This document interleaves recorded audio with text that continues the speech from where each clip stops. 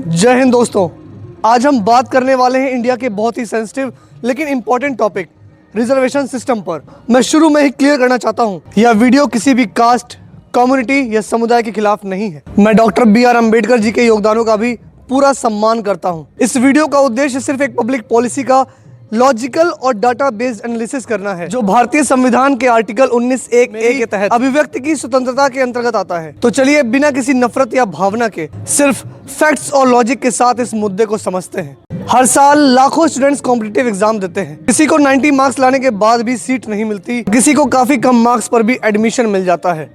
यहाँ सवाल ये नहीं है कि कौन SC है, ST है या जनरल, बल्कि असली सवाल ये है, क्या आज का रिजर्वेशन सिस्टम अपने गोल को पूरा कर रहा है? और क्या आज रिजर्वेशन का बेस कास्ट के बजाय इकोनॉमिक कंडीशन होना चाहिए? इसका जवाब समझने के लिए हमें थोड़ा हिस्ट्री में जाना पड़ेगा। 1947 के बाद जब इंडिया आजाद हुआ, तब SC और ST कम्युनिटीज की कंडीशन बहुत ही खराब थी। उनके पास जमीन नहीं, एजुकेशन नहीं और गवर्नमेंट जॉब्स में रिप्रेजेंटेशन नहीं। इसी इनइक्वालिटी सिस्टम को खत्म करने के लिए डॉक्टर BR अम्बेडकर जी ने रिजर्वेशन सिस्टम को इंट्रोड्यूस किया। अम्बेडकर जी का विजन था, रिजर्वेशन एक टेम्पोरेरी करेक्टिव मेजर होगा ताकि जो कम्युनिटीज पीछे रह गई हैं उन्हें बराबर का मौका मिल सके। कॉन्स्टिट्यूएंट असेंबली डिबेट्स में अम्बेडकर जी ने यह भी कहा था कि रिजर्वेशन को टाइम टू टाइम रिव्यू करना जरूरी है। आज लगभग 70 साल बाद सिचुएशन काफी बदल चुकी है। और नीति आयोग के डाटा के हिसाब से 1950 में SC ST representation government jobs में 5% से भी कम था और आज ये 20 से 25% से ज्यादा हो चुका है। हायर एजुकेशन में भी SC ST एनरोलमेंट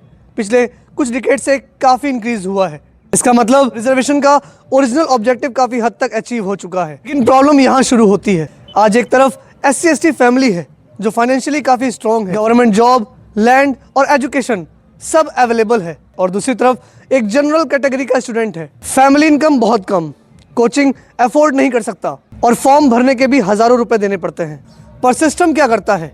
कास्ट देखता है, कंडीशन नहीं।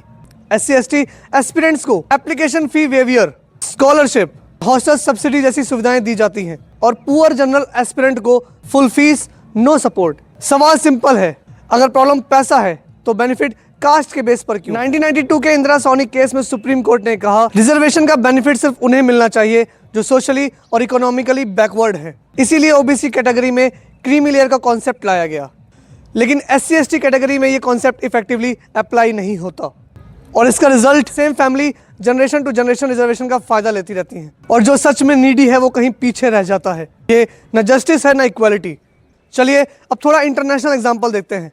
USA में रेस बेस्ड एफर्मेटिव एक्शन था, लेकिन 2023 में US सुप्रीम कोर्ट ने कहा रेस अकेला क्राइटेरिया नहीं हो सकता, इकोनॉमिक बैकग्राउंड देखना जरूरी है। ब्राजील में कोटा सिस्टम होता है, लेकिन इनकम, स्कूल बैकग्राउंड और रीजन सब कंसीडर होता है। जर्मनी में कास्ट या रेस बेस्ड रिजर्वेशन नहीं होता, बल्कि सपोर्ट मिलता है वहां के लो इनकम स्टूडेंट्स को, डिसेबल स्टूडेंट्स को और रिफ्यूजीज को।